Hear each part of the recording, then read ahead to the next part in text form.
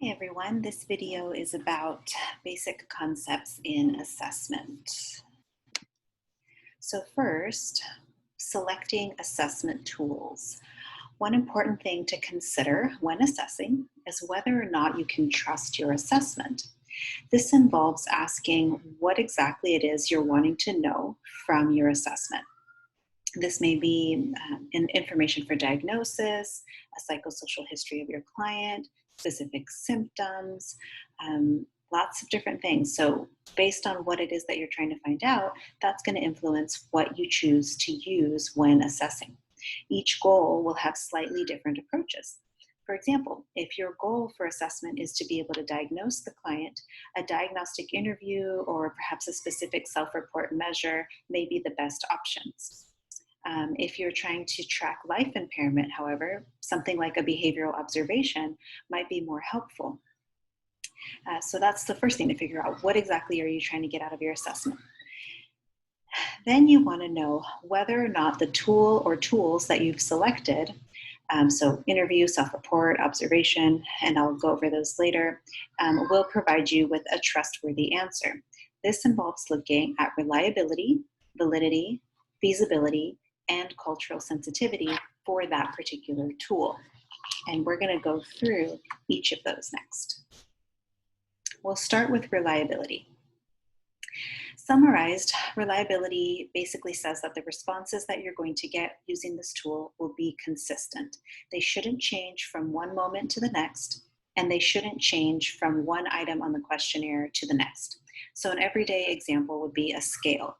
If you have a scale that changes the weight it displays every single time you stand on it, so you stand and it says 150, and then you get off and you stand back on it and it says 160, that's not a reliable scale. It's not going to give you a reliable estimate of what your weight is, so it's not going to be helpful in tracking your weight, either weight gain or weight loss. So that would be an unreliable scale. The same would be true of the other image, a scale that's measuring the weight of food. If your scale is telling you that this one piece of fruit is this weight, but then you put it back on again and it's a different weight, that's really unreliable and is going to cost you some money because of its lack of reliability. Okay.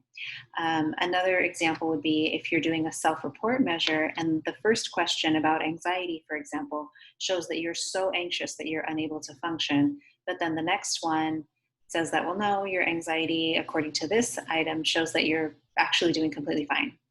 That would be inconsistent and not very reliable. Another form of reliability is test-retest reliability. So remember the scale example that I just used.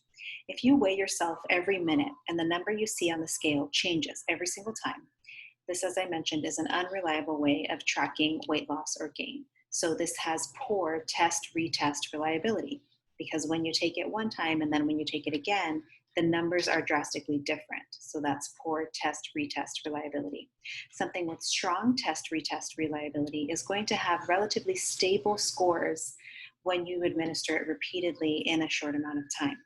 Now, don't get this confused with thinking that, like, if you take the test in, say, January and then you take it again in May, that the answers should be the same. Well, no, if you're working on something, it would be expected that that something is going to change in a couple of months.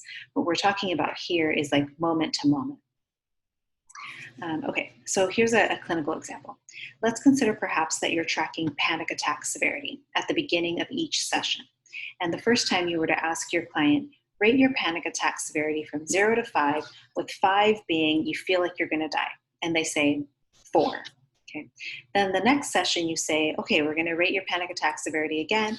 Rate your panic attack severity from 0 to 5, with 5 being that you feel the anxiety is unbearable.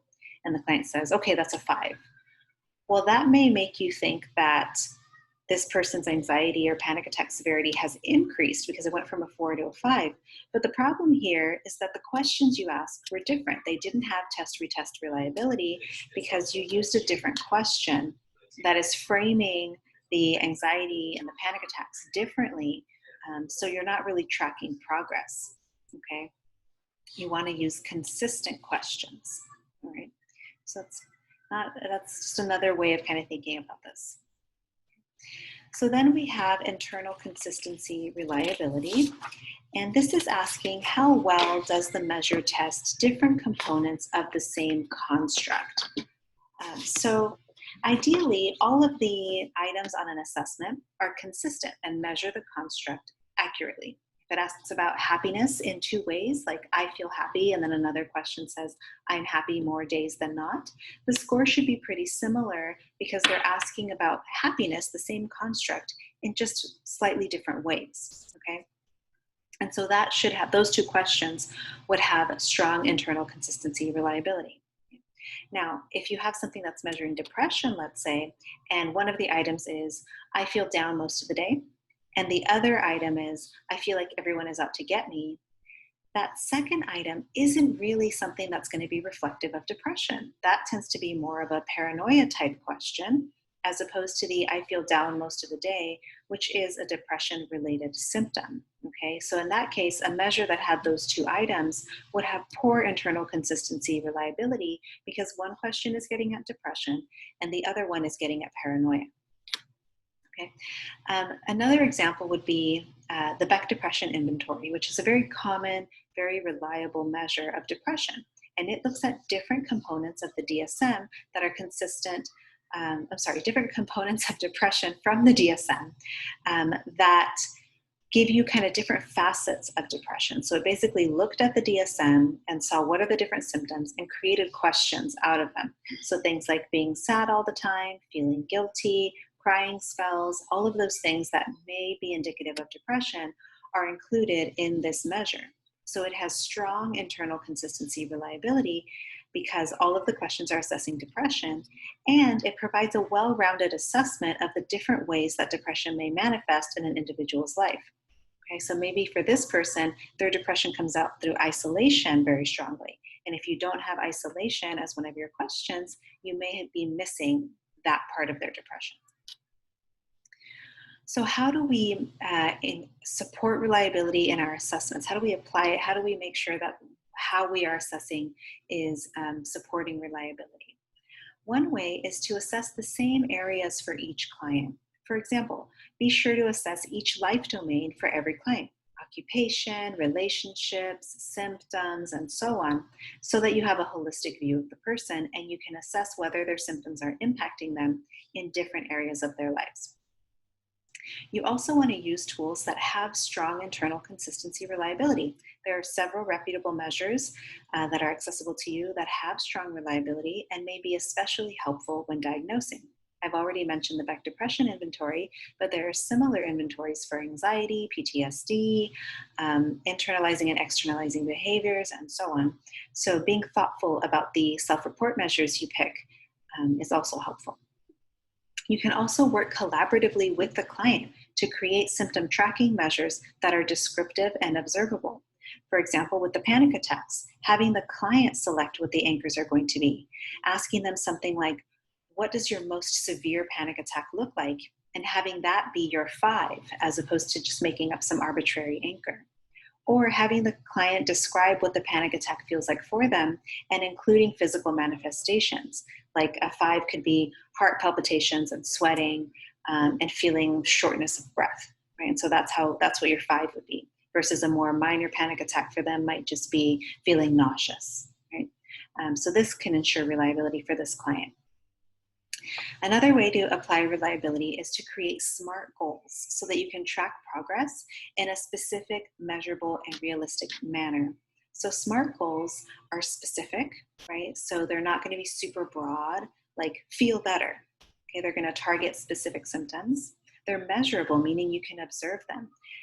It's hard to measure just depression, like client will reduce depression. Okay, well, what does that look like, right? So we make it measurable by saying client will reduce depression, and then explaining what that is. Crying spells, isolation, anhedonia, all of those different symptoms that the client describes experiencing, and then attaching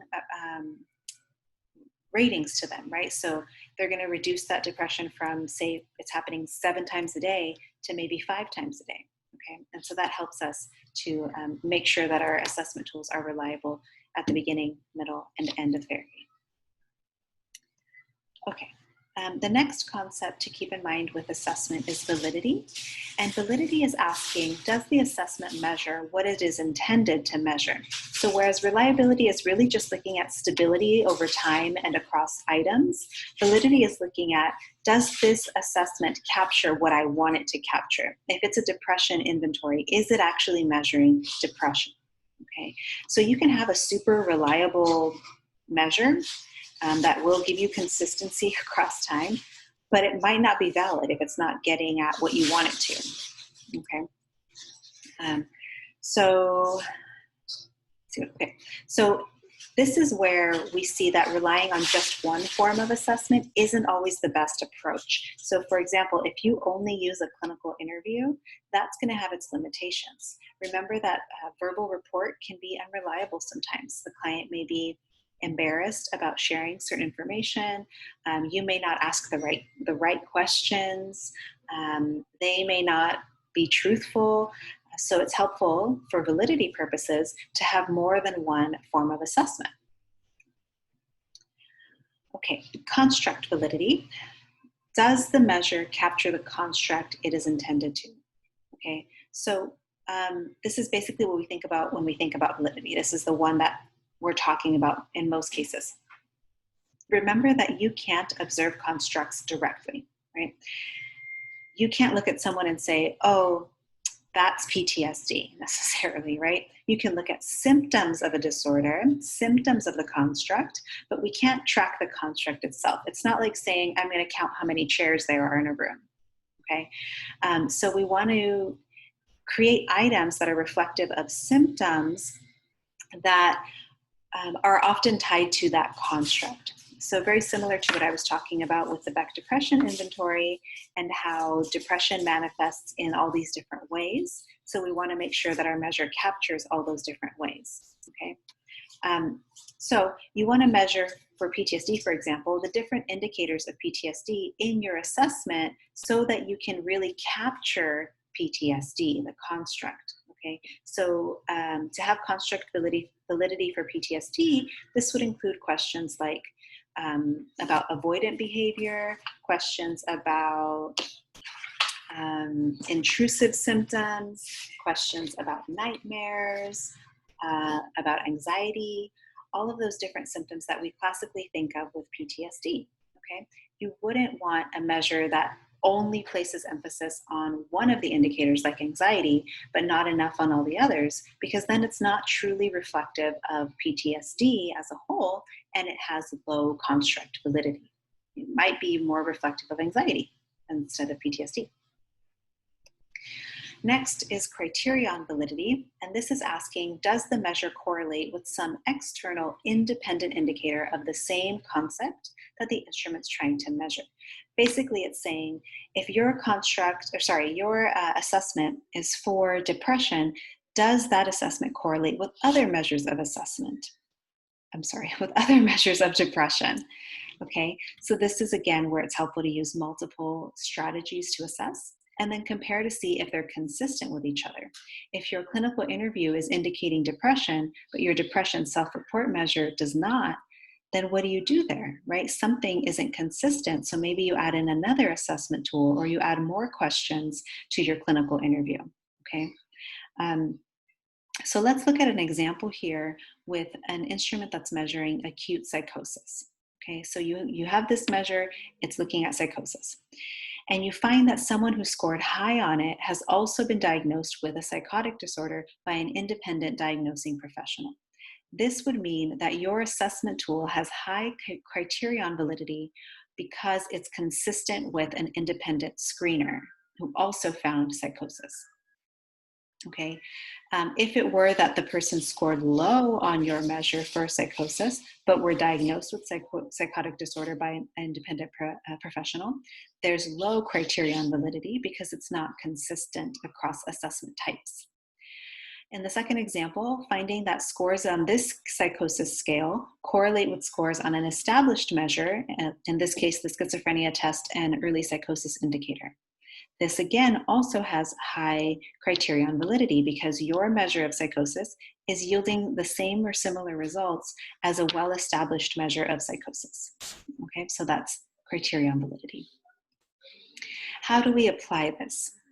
First, we want to make sure that the goals and objectives that we create are clear and that they match the assessment tools you're using to assess for them.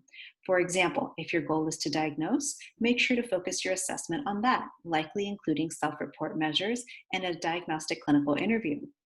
If your goal is gathering a psychosocial history, make sure you ask enough questions and that you assess in every life domain, as opposed to just using self-report measures about the common disorders. That's not going to give you information for a psychosocial history. You also, as I've been saying, want to include multiple forms of assessment. Remember that there are limitations to every type of assessment. So the more that you can do, the more perspectives you have when looking at this client's presentation, and the more valid your determination will be. You also want to consider the client's developmental stage. If you're assessing a child, for example, determine whether the tools that you're using are appropriate for their cognitive abilities. If they're not, you should try something different. Okay. And finally, use multiple informants whenever possible. This is especially true when assessing a child or adolescent. Your assessment becomes much more rich and much more valid if you can get information from the child, the parent, and perhaps the teacher, as opposed to just from the parent or just from the child. Okay, the next concept is cultural sensitivity. And this is asking, do the assessment tools or measures that you're using have the same meaning across cultures? The same answers in different cultures might not depict the same level of the construct.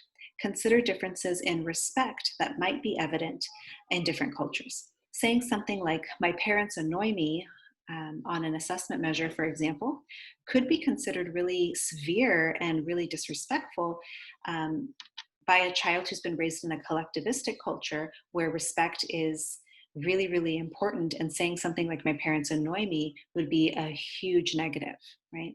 Compared to a more acculturated child who feels like they can be annoyed with their parents, and it doesn't mean that they're disrespecting them, and it doesn't mean that they don't love them, right?